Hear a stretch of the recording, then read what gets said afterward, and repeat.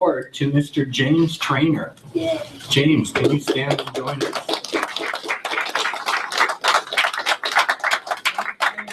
Grand Forks Fire Department in December 1983 at age 10. He has completed the NFPA 1001 certificate in structural firefighting, as well as electrical, gas and hazmat awareness courses. He has also served time on the department in officer positions as captain, as a safety officer. James continues to be an integral part of our fire department in offering mentorship to new members of the fire department. James is being recognized by the federal government for providing 30 years of dedicated service. Thank you very much, James.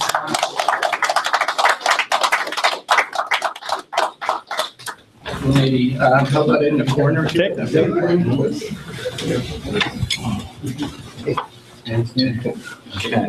Yes.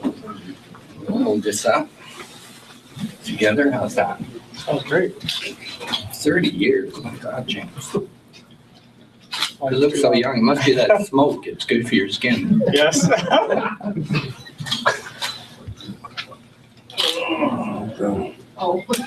Okay, got that? Congratulations, James. You're right. All right. You want that? Well, thank you very much. Thank you all. Thank you. Congratulations. 30 years. Okay. Congratulations. Accomplishment, James. He's old.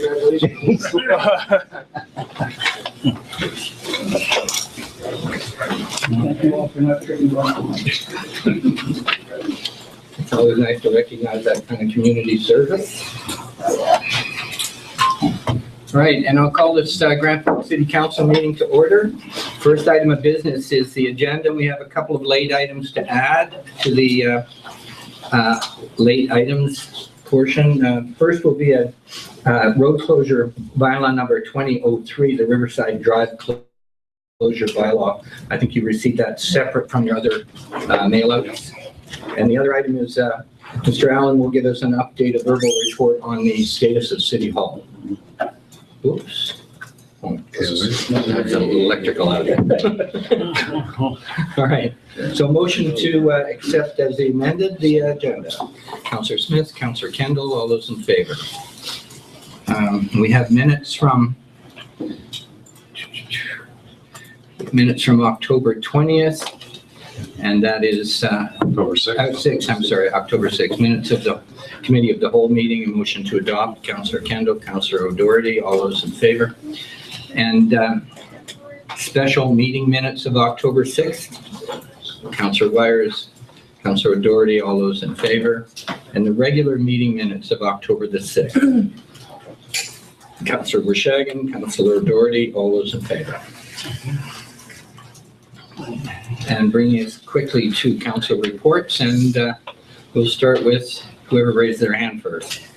Councillor Kendall. Thank you, Your Worship. I don't have a long report. I attended the monthly meeting at the Calgary Museum, and their Harvest Festival was a huge success. They had more people than anticipated. Everyone had a great time, and it's encouraging to see that those events are being held in the community. They're also looking at next year to have another society possibly take over the running of the flour mill. That's going to be able to give them the opportunity to access more grants for labor and people to look after it. So hopefully that works out. I, along with, I think most of the members of council here, attended the ATV Club's open house on their multi-use trails initiative. And I think you have a... Yeah, I'll hold that up for people to see. I have a little bit of a thank you from the city. A thank you to the city for our major participation in that. Yeah, I'd just like to give them a big pat on the back for, if anyone wants to look at that, just getting all of those agencies and all of the people together to make that project go ahead was a huge feat, and nothing short of miraculous on lots of fronts. It's the only such agreement that's been done in the entire province of BC, and we're that group is being looked at as a model now for the rest of the province. So I'd just like to give them a kudos for a job well done, and that's the end of my report. Thank you very much, Councillor, and I agree that that's a pretty phenomenal thing, that level of cooperation between groups, the multi-use of trails. Councillor Crog. Yeah, on October the 8th, along with other members of the council, we did the Reach a Reader campaign and did sessions in various locations in front of the Gazette, insurance in the Boundary Mall, and then in front of Overweighty in conjunction with the Board Bruins.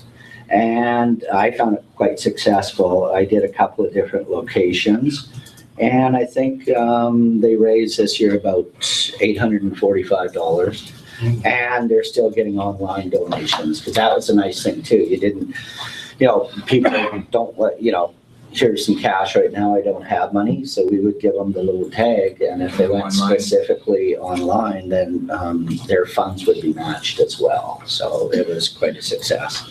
That's all I have right now. All right, thank you, Councillor. Councillor Smith. Yeah, thank you, Your Worship. On the 7th, I attended, I think you were there, Councillor Wires, at the Vital Signs rollout at Gallery 2. Went very well. As a member of the Phoenix Foundation and a member of the Vital Signs Steering Committee, I also helped present it. The document's going to serve as a fundamental source of information for community groups and for the future council coming in, determining policy and areas of focus that community groups and council can look at. So I was very proud to be a part of that. I also, with Councillor Kendall and several others, was at the ribbon cutting there for the ATV thing, and I can't speak too much more about that. And then we were at the award ceremonies for the business awards, and also for the recognition of our volunteers who do so much for our community. So I was very proud to be a part of that as well. I have something that I'd like to discuss with council with respect to some concerns about potential, in the event that something happens with the water meter, how it's covered. And so I'd like to suggest that we ask staff to come up with a policy that would, in the event that a meter fails and a homeowner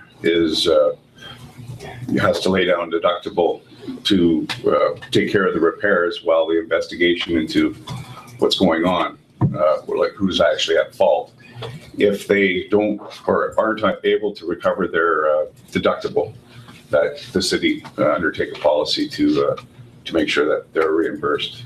So as opposed to a policy, are you looking for an explanation maybe of what liabilities we would cover through our own insurance coverage?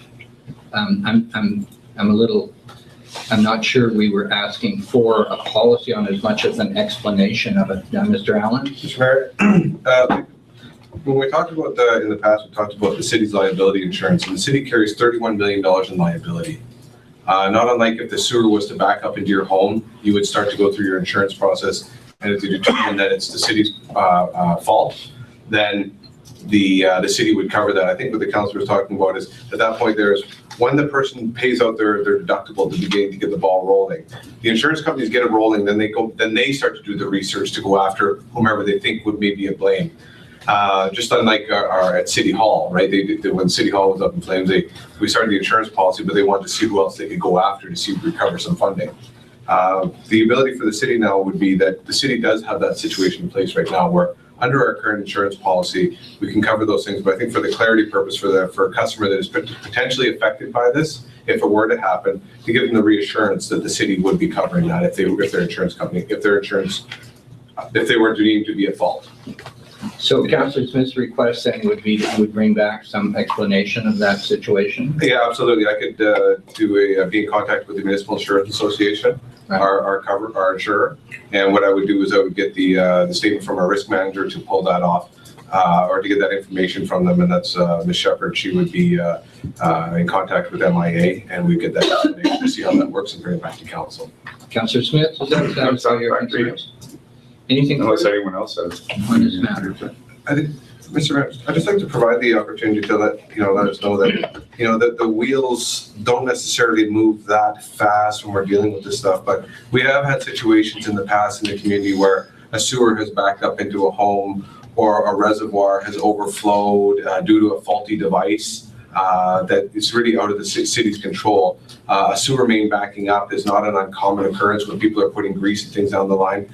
But what happens is that if it backs up into a home, the city, the homeowner starts the insurance process, and then the city will move through with our insurance because they'll submit their claim to Ms. Shepherd through the MIA perspective, and then our insurers come into play and they determine, if we're at fault. And generally, it is found that if it's from a maintenance perspective or a lack of maintenance, or there's simply what's considered to be nobody's really at fault, they will still cover us. We've very, very few situations where we haven't been covered. So the customer has really overlapping coverage in terms of the. $31 million.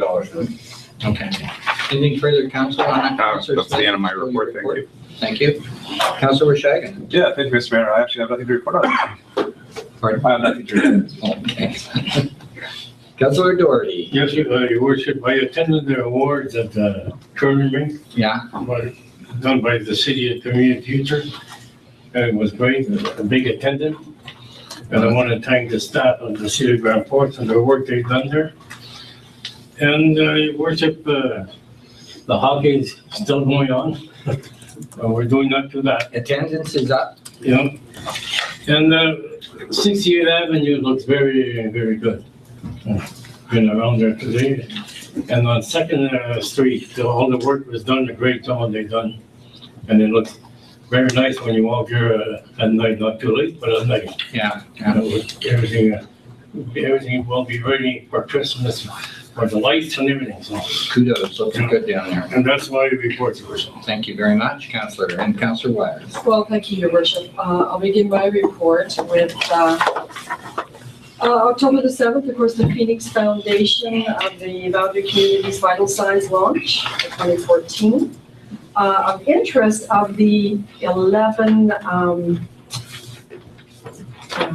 key issues that are covered in the vital signs was the transportation sector that caught my attention because of the community's perception being poor and the youth perception being poor.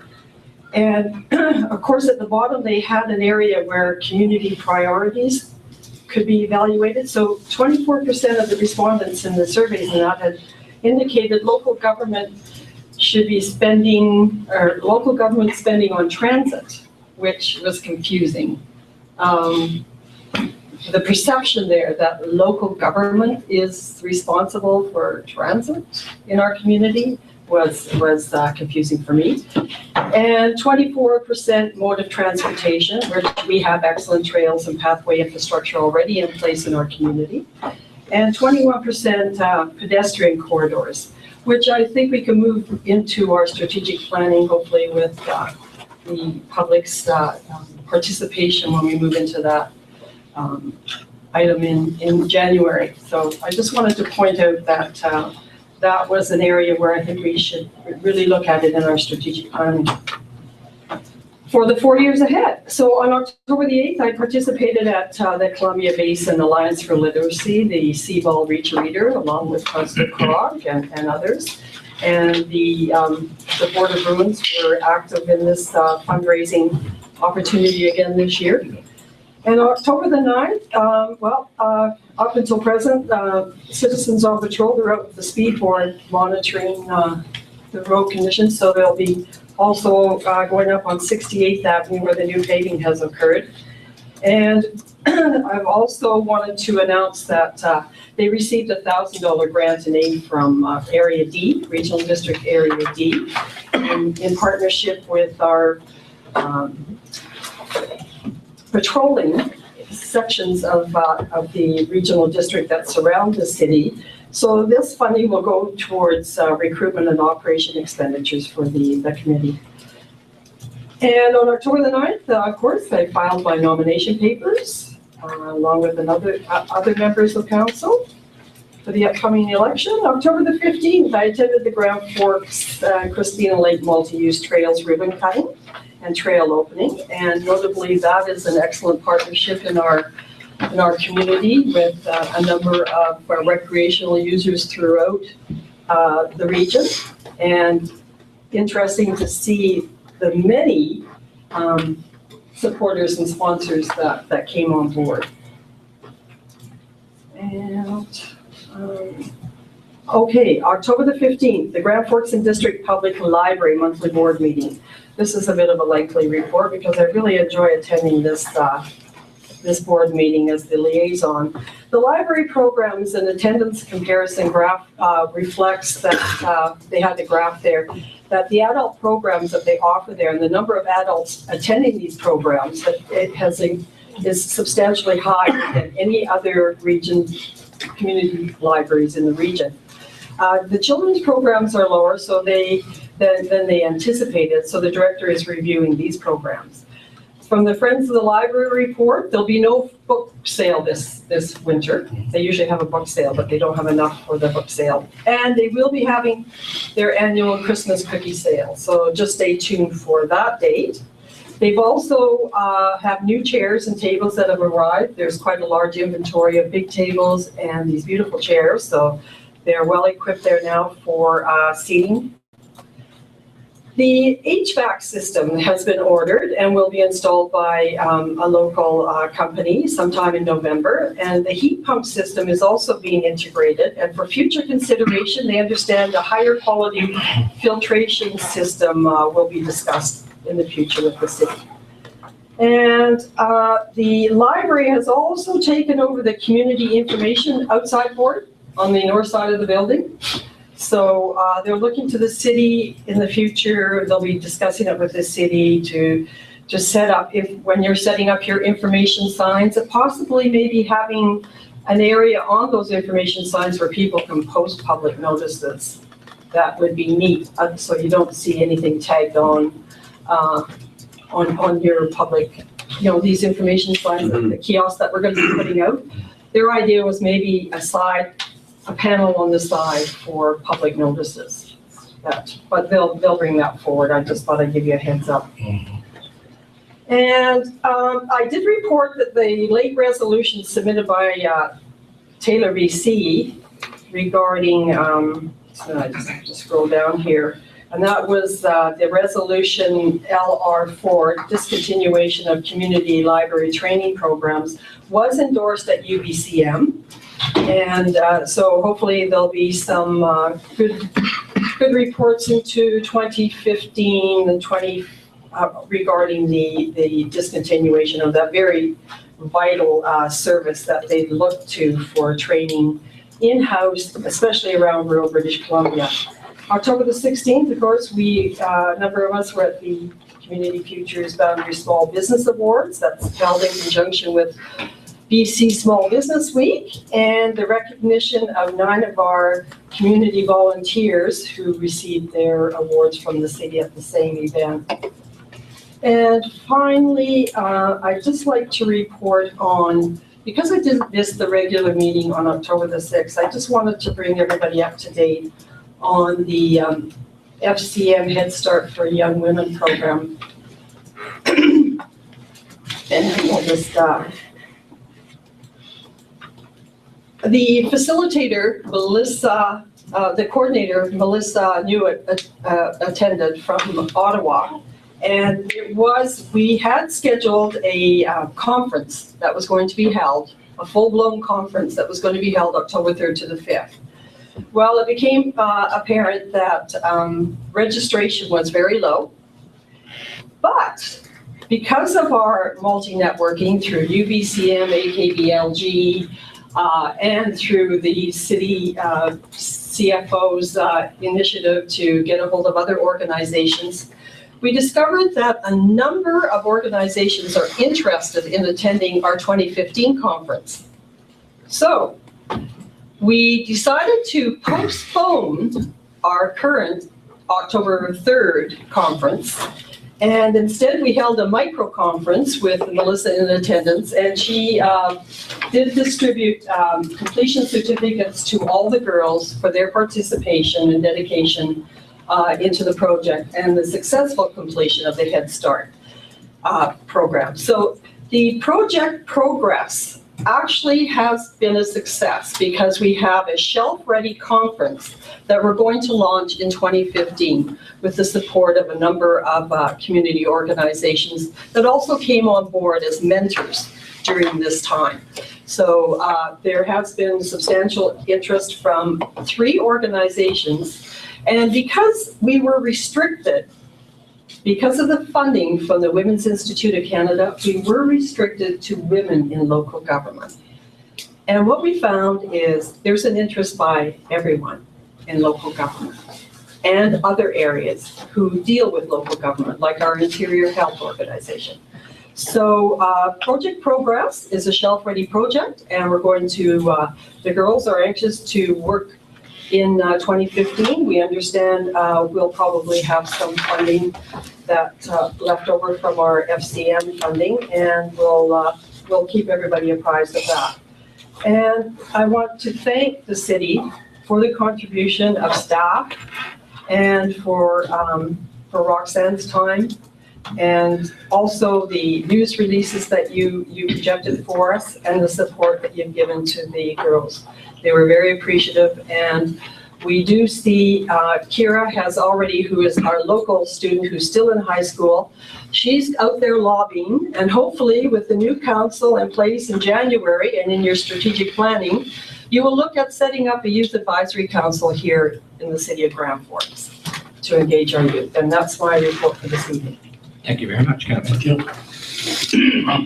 I have a couple of things to comment on. The award ceremony really went well. Yeah. That was so well done by our staff too, in putting the little promo or little items together and explaining why we were giving it to them. And I think they were very appreciative. And although there were 8, I think, we put through, all of those people were really very appreciative of the event. And with 200 people, enthusiastic community people, I think it really meant a lot to them to have that kind of an audience. So I think it was a really good move on our part to do this. The vital signs, a couple things jumped out at me on that. In particular, the haves and haves not split in our community. We have poor people out there. We have a lot of people who are having trouble affording the housing rents and can't get into the housing market because they don't have enough income. There are seniors in poverty. I think at times we kind of blink at that because we know on a provincial level, seniors are not really poverty stricken. They're in the middle income bracket, but we have seniors that have grown up in this community and they are having difficulty making ends meet. And that was a bit of a shock for a lot of us, I think, who think that, you know, seniors have socked it away. They've always got their house to fall back on. It's not true. A lot of them are having difficulty making ends meet. That's my report. And I'll ask for a motion to accept council reports. Councillor Doherty, Councillor Smith, all those in favor? The regional district, rolling out the green bins is going on. That's, you can see them being spread around town. Also, there's information coming out about liners, and so they've got to catch up to what the people in Grand Forks have been doing for the last couple of years now. So hopefully they'll be able to roll that out in a very smooth way within the regional area. Got ours today. Did you? Did Yeah. I haven't seen them yet from me, but the other item I wanted to comment on, because it might make the media, but I'm going to oppose the electronic participation policy at the regional district. It's so frustrating to have people phoning in on the phone, and first of all, it's usually very time consuming. It usually wastes a lot of time for the sitting directors at that table. And the other thing is, it's such an inadequate way of participating in a meeting. We have alternates. That's why Cher was my alternate. And that we have alternates, so use the alternates. Don't be doing that. And, you know, I think that the worst thought here is that people would be doing it for remuneration rather than participation. But I think in general, it's not they want, the regional district proposal is that people can be electronically involved anytime there's a serious reason for them to do that. I don't disagree with that. But they want to give each director 3 passes to do it anytime for any reason. And I think that that's wrong. So if that percolates out, you'll understand. Any comments on that at all by council? It just, to me, if you've been through it, how frustrating it can be. And if there's a really serious vote where that person's vote is important to the decision that's going forward, I can see circumstances that would warrant that, but in general, no. Council questions? Yeah, just, you know, with Vimeo and there's a lot of online, meeting, GoToMeeting and that kind of stuff. That's a lot more sophisticated than someone just sitting on the phone. Yes. So. And if that's planned ahead and we've got the video linkage, they're putting in that kind of system in Grand Forks now that we have in Trail. And those kind of linkages really require the person to be in a special place. So as far as I can see, it's not something you can just pick up a phone at home and do. So. No, that's not true. It's getting better. Yeah, well, I do like through real estate, instead of traveling to Nelson, Right. I can do the thing right online. I can see people and they can see me and. Yeah. It's quite sophisticated nowadays. It's not just picking up a phone and. Are you calling me a neophyte? Neophyte. I agree. Technology's getting better and, you know, I'll temper my arguments around it. Councillor Wires. Well, just one point I'd like to make. I mean, we live in a mountainous area and I know you travel over and that. So that would come in handy if somebody is stuck. Well, and we have the ability to cancel meetings, so we've clarified our policy on meeting cancellation, so we're not putting people in danger trying to get to meetings. So better to cancel and reschedule than try and get a bunch of people on the telephone to make a decision. Council or directors at the regional table who chair these committees have guidelines for when it's appropriate to cancel, and road conditions are a major one. So we won't be putting people in danger. But if you just have 1 or 2 that can't make it, I understand what you're saying. And it depends where they're coming from. Yeah, I mean, you know, if they're coming from Trail as opposed to meetings that we have over here. Yeah, because you alternate. So, yeah, I think we can get carried away with that electronic stuff. And the face-to-face is so important. I can't see replacing it with electronic voting. Councillor Wong. Well, are they putting in video conferences that they have at Community Futures? Is that what they have? They have in Trail that potential. I haven't seen it used yet. They haven't used the video conferencing? No. I've used the one at Community Futures. Mhm. Okay, I'll update myself a bit on this, okay? But all right, any further questions on the regional district? Hearing none, a motion to accept the regional district report. Councillor Doherty, Councillor Wires, all those in favor. Get down to business.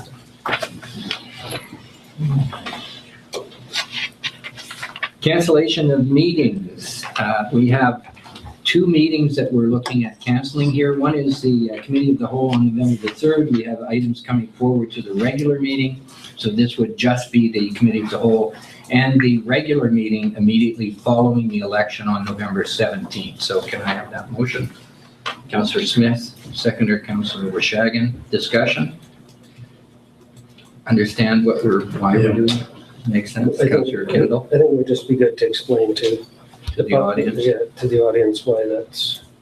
Well, I'm assuming that the Committee of the Whole portion of it is that we're not in a position to get into a lot of detail on items that are coming forward at that meeting, given its proximity to the election. No. So I can see that.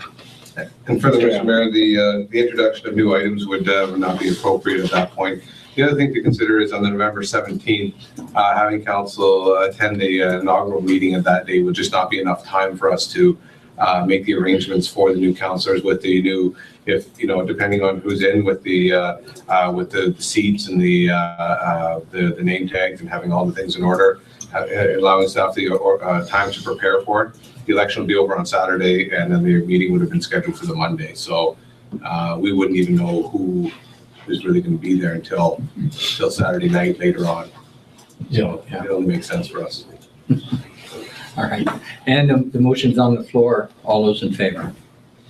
The next item of business, I don't know whether Sasha, you're speaking to this or not, communities of distinction, Mr. Allen? I think I will, Mr. Mayor. We were approached by a group, Communities of Distinction. They've solicited council before. They wanted us to see if council would be interested in doing this. Staff doesn't really recommend it right now because we've just completed some videos. But basically, they wanted to host a Communities of Distinction. They would bring their team out. Terry Bradshaw, a previous quarterback in the NFL, who is now a broadcaster for Fox, would be narrating the project and the community profile. It would be approximately $19,800 if the city were to guarantee participation. And then there would be the cover costs of other costs that are arrived. We found it to be an interesting piece, but it really primarily looks at the United States market. It really doesn't address a lot of the Canadian market. Fox is an affiliate that is carried in Canada, but it's not really geared to the U.S. market. We looked at some of the other videos that we've seen, and we feel as though Nick Green has done a superior job. We think what we've been provided by Nick is something that we need to work with for a little while before we start to go down this road. But we wanted to at least present it to council because we were solicited the offer, so we wanted to have the council to discuss. All right, Councilor, this is a receipt for information unless there's something someone wants to push here. Councilor Smith, Councilor Doherty, discussion? I agree with, Looks a bit it's, it shows the map there with where the market is, and it's all America. Remember, we had the fishing shows that come fishing for us a few times too. Yeah. There are those opportunities out there, but it's not free for us to buy. All those in favor? Opposed? Carried. That was just received. And we're down to information items. The first item of business is the Remembrance Day Cenotaph services, and council is invited en masse to be part of the parade and join in the poppy ceremony, as well as come to the Legion after for the social part of the event. Council receives the decision. Councilor Doherty, Councilor Vershaggen. Can I ask who is planning to attend? All right, it's a contingent. Let's get together on this. We'll march together. Show them a face of power. We usually get right behind the RCMP, so you actually have to march. Yes. Yeah. All right. All those in favor? Carried. Letter of congratulations from our MP Alex Adamanenko on our Open for Business Award, and a motion to accept. Councilor Doherty, Councilor Smith, all those in favor. Moving on to bylaws. So we're going to repeal and put the new ones in here for the first A and B. This is the sewer regulations. So the first motion is to give first, second, and third reading to these the repeal portion of our bylaws. Councilor Smith, Councilor Doherty, any discussion on that? This is a repeal, first, second, and third reading. All those in favor? And moving to the new sewer regulations, again, first, second, and third reading. When would this come forward to council? On November 3rd, Mr. Mayor. November 3rd. Yes. And this is putting in the new ones for second and third. Councilor Doherty, Councilor Vershaggen. All those in favor?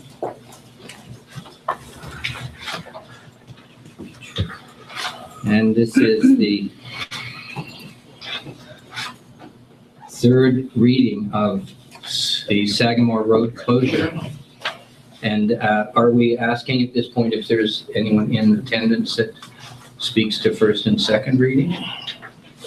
Mr. Mayor, no, they're not the road closure piece. No. So this is just to go ahead with third reading on the road closure. Councilor Crock, haven't heard from you all night. Councilor Smith, discussion? All those in favor? Opposed? Carried. The next is the subdivision development and repeal bylaw. First and second reading means that this is going to public discussion. And we are going, first of all, again, with the repeal. So we are repealing with the first section. Councilor Vershaggen and Councilor Wires. All those in favor? Opposed? Carried. And to the next one, which is the new bylaws. So receive the first and second reading again of the new subdivision development bylaws. Councillor Kendall, Councillor Smith. Any discussion? All those in favor? The next item is the financial plan amendments. This is first three readings to this, and we have exhaustively looked at this list, so if there's any questions on it, this would be the time. And I have a motion for first three readings of this. Councillor Doherty, Councillor Smith. Any questions or comments? Councillor Wishag. Yeah, thank you, Mr. Mayor. And I'm trying to find it here. Bullet point number 2 here. Council resolved to approve the request from the mural committee to provide $6,000 towards the mural project to amend the budget and fund from surplus. In as much as it doesn't look like we're moving We forward, put that on hold. why are we including this in this bylaw? Could we have removed at your? Yeah, exactly, yes. Can I ask, since we put that mural project on hold? Yeah, Mr. Mayor, that was introduced at the same night that was being discussed. So that was the introduction of the bylaw, I believe. Yeah. So at this point right now, it's, we can amend that piece to pull that out right now, and we could just move forward with the first three readings. I mean, it was simply, that piece was carried forward from that bylaw. If there was an appetite from council to carry on. Is there any reason to leave it at this point? No, but if it wasn't left in, it would be carried forward, right? It would not be carried forward, but it would not be It would expended. die on the. Exactly. Okay, Councillor Wishag, do you want to take it out? Yeah, I would like And to a see it. seconder for that? I'm sure I'll Councillor second that. Smith? Any discussion on that? All those in favor? Just start those. Oh, sorry. Oh, I was just gonna say, is there a benefit to leaving it so that if it does come to fruition in the spring, the groundwork's already done? If I may. Councillor Wishag. Yeah, thank you, Mr. Mayor. Yeah, in as much as it seemed like we had no firm numbers, whether it was gonna be 6.5, they asked for 7, it was once 20. I think at that point we could reevaluate, Fresh the next start. council could reevaluate that number because $6,000 didn't seem like it was gonna cut it regardless, from what this new group said. So there's no point, in my opinion, for it to be in here right now. Okay. We can cross that bridge when we get to it in the future. Okay, so to remove the 6, all those in favor? And the amended first three readings, bylaw 2005. Councillor Smith, Councillor Kendall, any discussion on that? Are we okay in terms of process? Yep. Okay, first three readings, all those in favor? Opposed, carried. Late items, we have 2. The first item on late is the road closure bylaw number 2003, Riverside Drive road closure. And could I ask for an introduction of that, Mr. Allen? Sure. I'll ask our manager of development engineering to speak to it. Yes, Your Worship, we actually brought this to council. It was introduced a while back. It is a portion of sidewalk that is on Riverside Drive in front of a development that wants to stratify. Yes. And in order to do that, they can't have anything encroaching on city property. Right now, their overhangs encroach On the front of the building. on the front of the building. So the only way to be able to allow them to stratify would be to close that portion of road, let them amalgamate it with their property, and then we would get a right of way across that portion of property for pedestrians to still be able to use that. Okay. Mr. Allen? And Mr. Mayor, it's to the city's benefit because we'll still have the sidewalk. The owner will look after the sidewalk. We won't have to incorporate that into our asset management plan. So it reduces our liabilities. So what we're talking about is this chunk of sidewalk. It'll still be open for the public, but essentially we won't be responsible for maintenance or replacement of it. But that little red line, is that the encroachment? That is the property, the current property boundary, I believe, on there.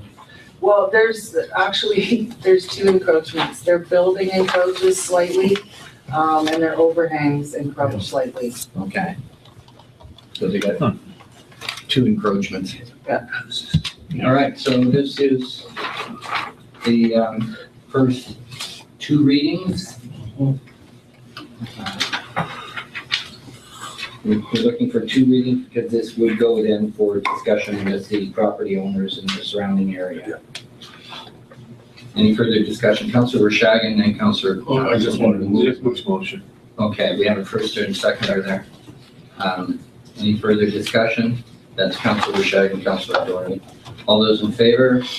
Opposed? Carried. Thank you very much, Sasha. And Mr. Allen is giving us an exciting update on City Hall and how renovations are going as a final item this evening. So, Mr. Mayor, for council, we just want to bring you up to date on kind of where we are to date on City Hall. Roxanne's not making some noise, but there we go. So as you can see right now, we're progressing along. We have, this is coming in the front door, the elevator area. You can see the other entranceway here. But here's a drop down for the front counter, which will go in and wrap around this way. The ceilings, the acoustic ceilings with the new mechanical in there that actually facilitates the proper airflow in the building. That was one of our biggest challenges in that building, was it was a mechanical system that was not properly designed. Moving on to the next one. You can see here as you come in, this is coming in the front door and then immediately looking over this way. This is where we're gonna have a little area on this side over here that's gonna be separated. So if people are coming in to buy a funeral plot or something like that, where they don't have to stand at the counter to do that, it's not the typical type of business that you would do that, but it's a little bit more sensitive. We have the other offices that are put in here. A little bit more room for growth for us, looking at this office, but this is all gonna be front counter area. There's gonna be an increased area for counter service. You can see upstairs, and this is the council chambers, but the acoustics, well, we all know we've always had sound problems in there with the microphones and everything else. The acoustic ceilings that are put in, along with the floor, the insulation is just, as you walk in there now, you just distinctly notice a big difference the way that the room sits right now. It's not even hollow. It feels like it's packed with furniture and it's got great acoustics. You can see the basement mechanical, all the stuff that we had to bring up to grade, to code as part of our insurance policy, which the outgoing CAO, Lynn Birch, who retired, was one of her greatest legacies, I think, that she left, was having a great insurance policy, because as part of the code requirement, the insurance company has to bring us up to code. So you can see all the mechanical that's going in the basement, and then moving through. Further mechanical, all of this stuff here is all new, proper piping, proper venting, proper controls in place for the fire suppression. There's all kinds of new pieces in here, all mechanical coming through here. These devices, the fittings, the way that the system's been designed, it's just an incredible system for our community to have. You can see down here where the archive system is, they have their first aid room, but they're going to be finishing it off down there. Looking to have the place open soon. The servicing that comes over from the bank, as part of the code upgrade, the water line did not meet current BC building code. So this was installed, the water main sits over here. Had to dig this up all the way into the building, and now that'll be repaired. But then again, that was part of our code upgrades. So we're still approaching that one. We're still at the $1.3 million expenditure piece. And just to give everybody the expectation that we have fully expected the insurance company to cover all of these costs as we've had the preliminary approvals. The reason that we've had some of these discussions with them is they're a little bit slower to react on some of our requests. We had to make sure that we were able to move the project along and not get delay claims, because that's the biggest challenge, is trying to marry a project that has to move quickly with the insurance company process, which is typically a little bit slower. So we've been very successful so far, and we're expecting to be in December. Hopefully, if everything goes well. You can see that there's some great progress. So the building's starting to take some shape. So we're really excited. Looks good. Excellent. Any questions? No? Motion to accept the verbal report. Councillor Doherty, Councillor Rishagan. All those in favor? Right, thank you, Mr. Allen. Mr. Mayor, if I could just add one more thing that we've, just to give council a bit of an update. We're on the water meter installation process. I spoke to the manager of operations today, and we're at 1,020 meters installed of 1,600. So the meter program has been an incredible success. I just wanted to let Mayor and Council know that it's moving on really well. A few little hiccups along the way, but the community's received it exceptionally well, and it is moving along quite nicely. So I just wanted to give council that update. Thank you. All right, council. We're down to questions from the public and media this evening. Thompson and then Julie. Thank you, Your Worship. Because Councillor Wire brought up the election, it's a nice segue for me to ask this question. And no disrespect to those candidates who have placed their signs. However, I thought the city had a policy that signs could not be placed on the city's boulevards because of the sprinkling system there. Is that? That's not the case. Mr. Allen, do we have a policy on that? I'll have to check with the chief elections officer on that, Mr. Mayor. The piece that we said in the, she had indicated that there was no installation on city-owned infrastructure.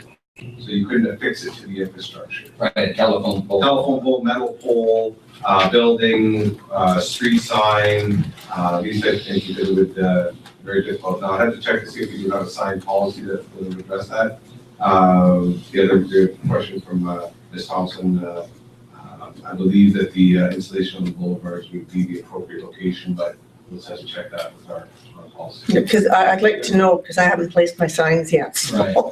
Yeah, I think the concern is the water system on that boulevard, Yeah. that we not interfere with that. And I think there are ways of recognizing it's in the center and putting them in the edges. I think I think it's more the irrigation is more to the edge than it is to the middle, is it not? Well, Mr. Mayor, I think it's the people pounding in the big 2x4s and those types, the little metal things that go in, they're safe, Right. or safer.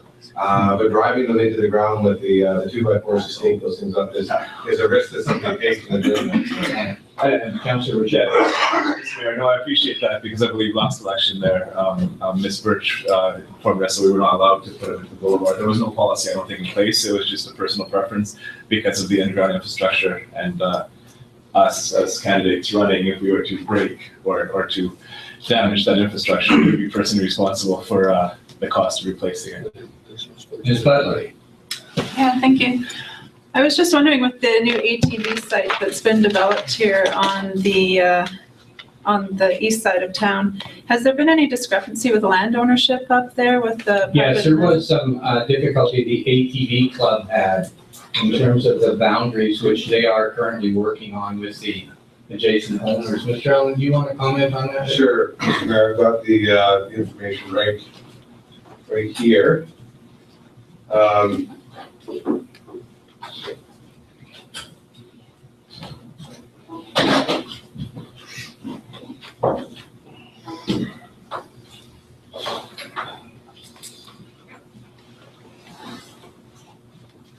So, Mr. Mayor, as part of this came to council in June. The ATV club requested a license of occupation. So what the city did was the city, through council, approved that the license of occupation would take place. So we granted the license, we provided the term, we wanted the conditions of the renewal, the conditions of the license area, the licensee's covenants. We spoke about the inspection, the dispute resolution, the termination, the indemnity. Mr. Mayor, along with the release, the non-liability of the use of the land from the city. So as they develop the land, what their responsibilities would be, their expectation to cover insurance.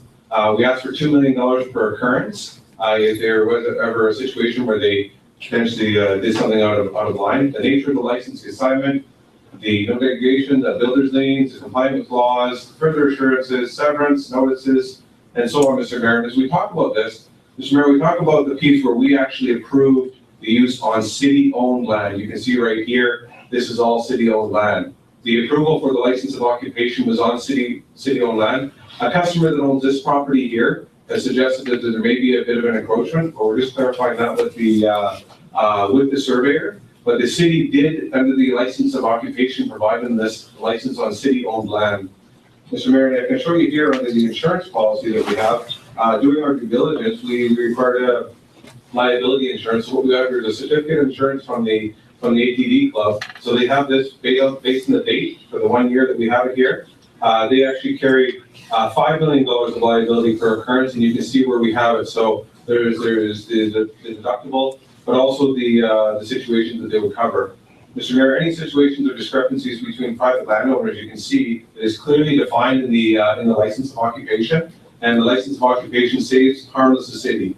So we have all done our due diligence in respect to this process. So I understand there's a bit of a discrepancy, and we're just talking with the ATV club and the landowners at this time, Mr. Mayor. Ms. Butler, is that to answer your question? So there won't be any cost to the city for purchasing this land or anything like that? If anybody, it's probably going to be the ATV club or center purchaser. Okay, thank you. we'll certainly try to avoid that too, because it was really not intentionally done by them. That encroachment is not a big one either, so we'll be working on that with them. Further questions? Yes. Not so much questions, just wanted to point out the Biz Excellent Awards and the Volunteer Appreciation Awards can be watched on GFTV. It was recorded. The all candidates debate, I've been asked to record that, so that'll be recorded and available later on. I'd like to live cast it, but I have to find out about that, whether I can or not. And the thing about electronic meetings and the regional district, I just have something to say. Based on my experience with people who are using technology that they're not familiar with, you guys don't make the best use of the technology you have, and it was in the city council chambers, and I would suspect the same thing happens with officials and people at the regional district. And my advice is to use it more often for more things. Have more ad hoc meetings, because the more you use it, the more capable you become, the better you are at using it. I mean, when you were talking about that, I'm thinking, well, my friend who lives in Shanghai just calls me up on Skype and we have a video conversation. It's that easy. And it's that easy with a lot of this technology if you just learn how to use it. So that's just my advice. We have a lot of support for that. But listen, I'll tell you about a call we had from Mexico by one of the counselors. You're allowed 10 minutes to reconnect. And so the meeting was held up for 10 minutes while we tried to reconnect. And we did reconnect, and then he lost the signal again. So another 10 minutes we sat there.